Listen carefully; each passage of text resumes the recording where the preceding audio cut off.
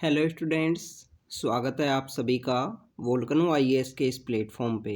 Students, ये हमारा daily quiz का डिस्कशन वीडियो है जिसके अंदर हम जो डेली क्विज के क्वेश्चंस आपको देते हैं उनको यहाँ पे डिस्कस किया जाता है। उस क्वेश्चन से रिलेटेड जो इम्पोर्टेंट इन्फॉर्मेशन है, जो भी डाटा और फैक्ट है, उन सबको यहाँ पे बताया जाता है। स्टूडेंट, 2023 का जो एग्ज़ाम है वो काफ़ी पास आ चुका है, इसलिए आपको डेडिकेटेड वे में स्टडी करने की ज़रूरत है। तो डेली इन क्विज के क्वेश्चंस को सोल्व कीजिए और इससे रिलेटेड जो भी इंफॉर्मेशन मिलती है उसको नोट डाउन कीजिए, अपनी कोई नोटबुक बनाइए उसके अंदर में। तो आज का जो 3 जनवरी का जो क्विज का जो डिस्कशन है उसे हम स्टार्ट करते हैं स्टूडेंट्स। सबसे पहले अगर हम बात करें हमारे पहले क्वेश्चन की, तो स्टूडेंट्स ये नीलगिरी तहर के बारे में है। आज हमने जो डेली करंट अफेयर का जो लेक्चर होते हैं उनके अंदर भी नीलगिरी तहर के बारे में डिस्कस किया था। आप चाहें तो वहाँ पे भी जाके देख सकते हो कि नीलगिरी तहर अभी रिसेंटली न्यूज़ में क्यों है। अगर हम उसके बारे में बात करें तो नीलगिरी तहर की अगर हम बात करें स्टूडेंट्स, रिसेंटली न्यूज़ में इस वजह से है कि तमिलनाडु गवर्नमेंट के द्वारा 5 ईयर के लिए इसका एक कंजर्वेशन जो प्रोजेक्ट है वो स्टार्ट किया गया है। स्टूडेंट्स, यहाँ पे क्वेश्चन ये पूछा गया है, क्वेश्चन के अंदर बेसिकली बताया गया है कि नीलगिरी तहर जो एंडेमिक है वो ईस्टर्न घाट के लिए है। बेसिकली नीलगिरी तहर एंडेमिक तो है बट वो वेस्टर्न घाट के अंदर भी बेसिकली जो नीलगिरी का जो रीजन है, जो तमिलनाडु और केरला से जो एडजॉइनिंग जो तमिलनाडु और केरला का जो जॉइनिंग वाला जो यहाँ पे वेस्टर्न घाट का जो एरिया है वो सिर्फ उसी एरिया के लिए नीलगिरी तहर वहाँ पे एंडेमिक है। ईस्टर्न घाट का जो एरिया है वहाँ के लिए एंडेमिक नहीं है। स्टूडेंट्स, आपको जो वेस्टर्न घाट और ईस्टर्न घाट कौन कौन से स्टेट्स के थ्रू पास होते हैं इनके बारे में भी पता होना चाहिए। तो जो फर्स्ट स्टेटमेंट है वो यहाँ पे इनकरेक्ट हुआ।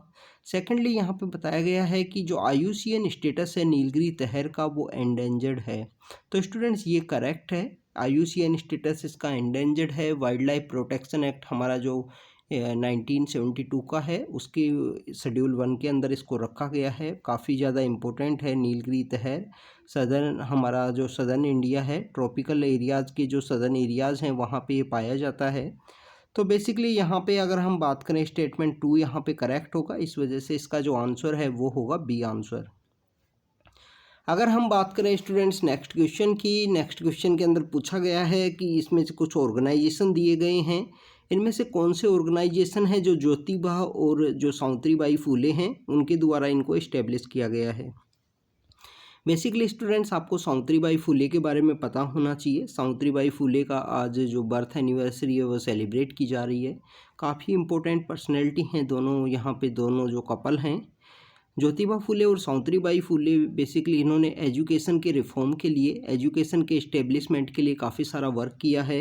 अगर हम बात करें जिन ऑर्गेनाइजेशंस को इनके द्वारा इस्टेब्लिश किया गया है उसके अंदर सबसे पहले हैं एक गर्ल्स की जो एजुकेशन स्कूल है, वो इन्होंने जो इनका जो समय था 1848 के समय में इन्होंने इस्टेब्लिश की थी। गर्ल्स की पहली इंडिया के अंदर जो स्कूल है जो इन्हीं के द्वारा इस्टेब्लिश की गई थी 1848 के समय में।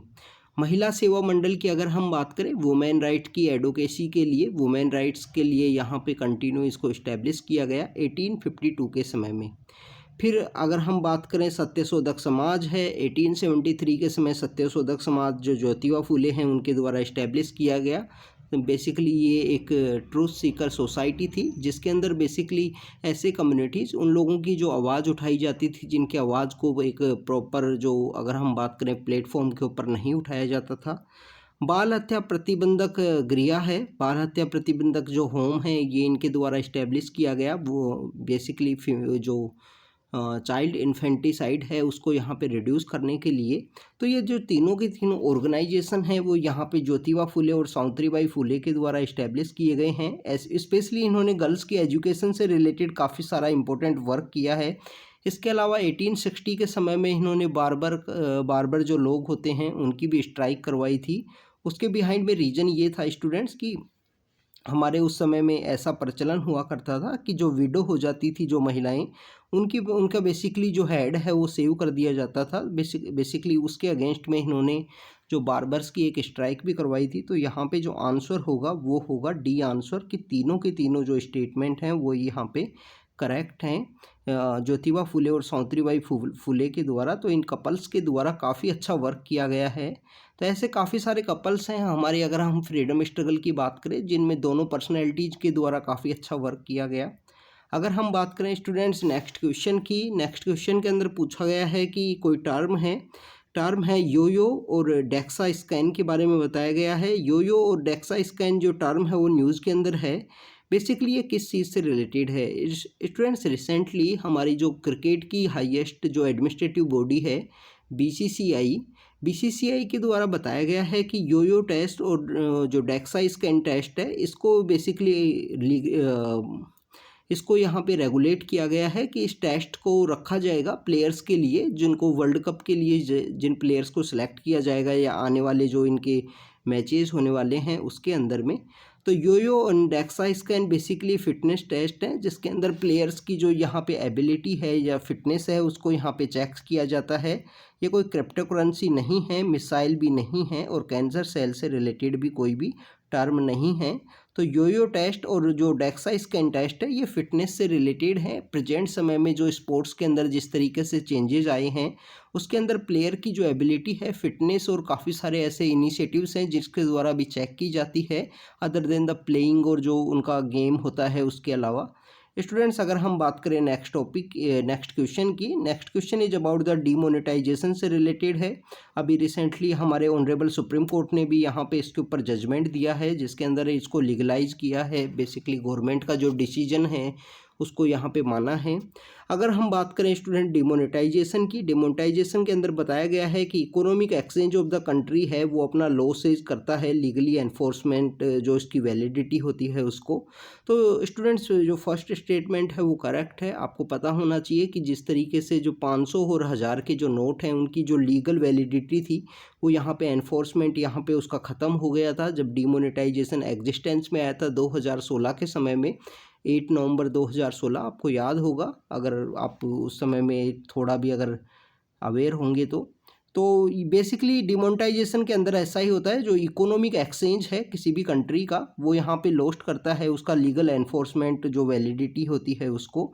अगर हम बात करें this process was implemented India only once in 2016, तो ये इनकरेक्ट है। 1946 के समय में भी पहली बार डिमोनेटाइजेशन इंडिया में इम्प्लीमेंट किया गया। उसके बाद में अगर हम बात करें 1978 का समय है उस समय भी डिमोनेटाइजेशन एग्जिस्ट किया गया। तो बेसिकली 2 बार यहाँ पे और थर्ड टाइम 2016 के समय में। तो अभी तक 3 बार डिमोनेटाइजेशन हो चुका है कंट्री में। तो यहाँ पे जो सेकंड स्टेटमेंट होगा वो इनकरेक्ट होगा और यहाँ पे ओनली 1 स्टेटमेंट इज करेक्ट। तो ये स्टूडेंट्स बेसिकली डिमोनेटाइजेशन के बारे में था, जिसके बारे में हमने देखा कि कैसे डिमोनेटाइजेशन के थ्रू जो यहाँ पे लीगल एक्सचेंज के लिए या इकोनॉमिक एक्सचेंज के लिए जो यहाँ पे हमारे करेंसी होती है उसका जो लीगल वैलिडिटी ख़त्म होता है एक्सचेंज के लिए या एनफोर्समेंट के लिए।